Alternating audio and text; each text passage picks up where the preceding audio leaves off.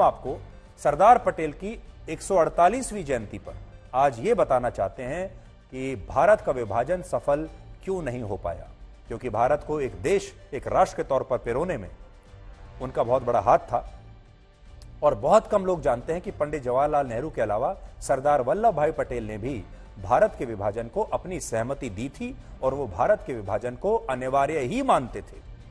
वर्ष 1946 में जब मोहम्मद अली जिन्ना पाकिस्तान बनाने की मांग कर रहे थे, तब सरदार पटेल ने अपने एक पत्र में लिखा कि अगर मुस्लिम लीग इस बात के लिए तैयार हो जाती है कि वो भारत के उन इलाकों पर पाकिस्तान में शामिल होने के लिए दबाव नहीं बनाएगी जो पाकिस्तान में नहीं जाना चाहते, तो वो भारत का विभाजन करके पाकिस्तान बनाने के लिए तैयार हो जाएंगे। और बाद में यही हुआ और 3 जून 1947 को भारत के विभाजन का औपचारिक ऐलान कर दिया गया। सरदार पटेल ने भारत के विभाजन को लेकर यह शर्त इसलिए रखी थी क्योंकि वर्ष 1940 में चौधरी रहमत अली ने पाकिस्तान बनाने के लिए जो रहमत अली प्लान पेश किया था, उसमें पाकिस्तान सिर्फ 2 क्षेत्रों तक सीमित नहीं था, ईस्ट पाकिस्तान और वेस्ट पाकिस्तान। इस प्लान के तहत पाकिस्तान भारत में जगह जगह पर था, जिसे आप इस नक्शे पर देख सकते हैं। देखिए, ये नक्शा मैं आपको बता रहा हूं, इसको बड़ी स्क्रीन पर मैं आपको दिखाता हूं। ये 1940 का प्लान था, लेकिन सरदार पटेल ने मुस्लिम लीग के सामने अपनी शर्त रखकर इस विभाजन को अपना समर्थन बाद में दिया। और देखिए, ये 1940 में जो प्रस्तावित पाकिस्तान था, ये भारत के नक्शे पर जो हरे रंग से आप देख रहे हैं, ये प्रस्तावित पाकिस्तान का नक्शा होता। एक पाकिस्तान था, एक म्यूनिस्तान, उस्मानिस्तान, मापलिस्तान, साफिस्तान, नसरिस्तान, सिद्दीकिस्तान, हैदरिस्तान, फारूकिस्तान और बंगिस्तान, यानी जो बंगाल था उसे बंगिस्तान का नाम दिया जाना था। और इस तरह भारत के न जाने कितने सारे टुकड़े होने थे। भारत का विभाजन इसलिए सफल नहीं हो पाया जो धर्म के आधार पर हुआ था, क्योंकि यह विभाजन, जैसा मैंने कहा, धर्म के आधार पर था, जिसमें मोहम्मद अली जिन्ना भारत के मुसलमानों के लिए पाकिस्तान बनाना चाहते थे। आजादी से पहले भारत की कुल आबादी लगभग 40 करोड़ थी, जिसमें लगभग 70% यानी 28 करोड़ हिंदू थे और लगभग 25% यानी 10 करोड़ मुसलमान थे। यह आबादी थी भारत की।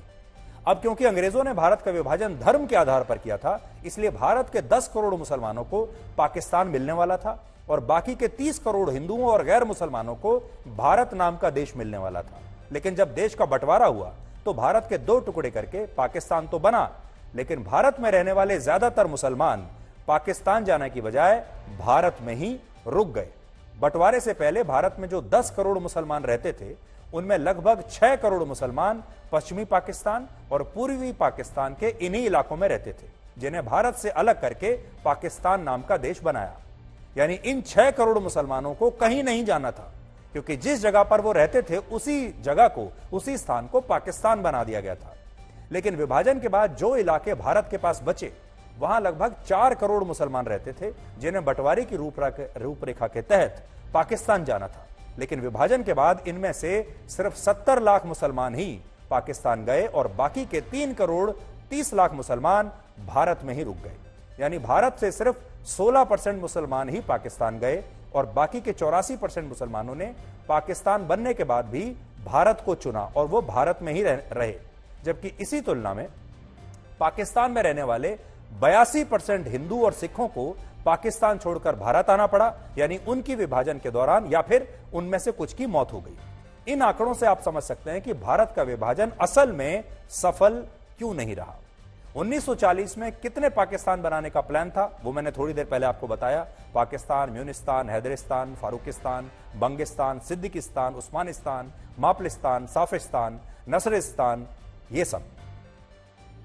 ये जो नक्शा मैं आपको दिखा रहा हूं, ये चौधरी रहमत अली का प्लान था कि पाकिस्तान जो है वो ऐसा बनेगा। सरदार पटेल की जयंती पर आज प्रधानमंत्री नरेंद्र मोदी ने भी गुजरात में स्टैच्यू ऑफ यूनिटी पर पुष्प अर्पित करके उन्हें नमन किया और कहा कि हमारे देश में तुष्टीकरण की राजनीति के लिए आतंकवाद का भी समर्थन किया जाता है।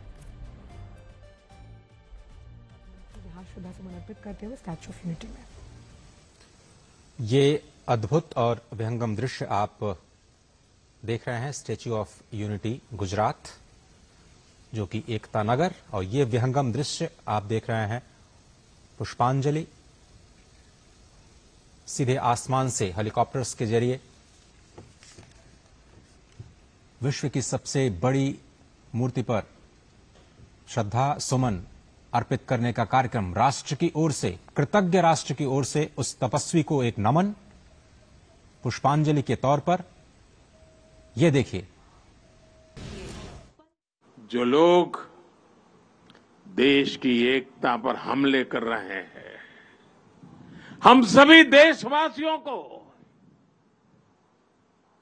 उन्हें जानना है, पहचानना है, समझना है और उनसे सतर्क भी रहना है। साथियों, देश की एकता के रास्ते में,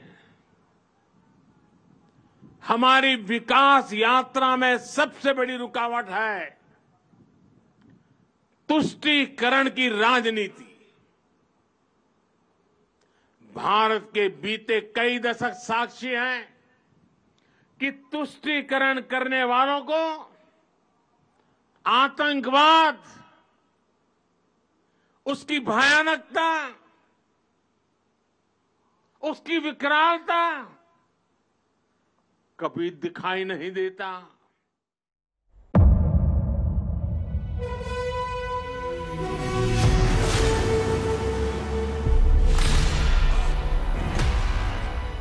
मुद्दों का मैदान, बहुत बराबर का जिम्मेदारी नहीं, तर्कों पर घमासान। क्या बताना चाहते हैं इस देश को? किससे किसकी ठनी, न्याय की नीति नहीं बनती है। किसने दी किसे पटखनी। क्या सच है जिसको छिपाने की कोशिश? खबरों की दुनिया का सबसे बड़ा अखाड़ा दंगल देखे मेरे यानी चित्रा त्रिपाठी के साथ रोज शाम 5 बजे सिर्फ आज तक पर।